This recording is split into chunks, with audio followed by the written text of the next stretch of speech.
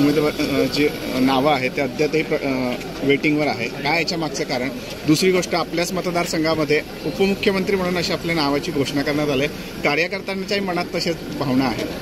हे बघा, आदरणीय एकनाथ शिंदे साहेबांनी, आपल्याला माहिती असेल की त्यांनी स्वतःहून डिक्लेअर केलं की माझा कुठलाच अडचणीचा विषय नाही, त्यामुळे मुख्यमंत्रीपदाचा विषय या ठिकाणी त्यांनी संपवून टाकलेला आहे.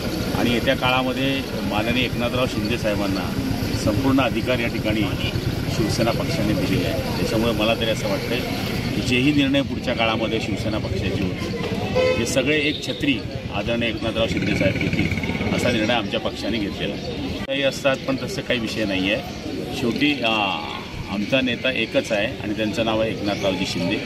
ते आदेश करतात तशा पद्धतीने आम्ही काम करत असतो आणि पुढच्या काळातही तसंच काम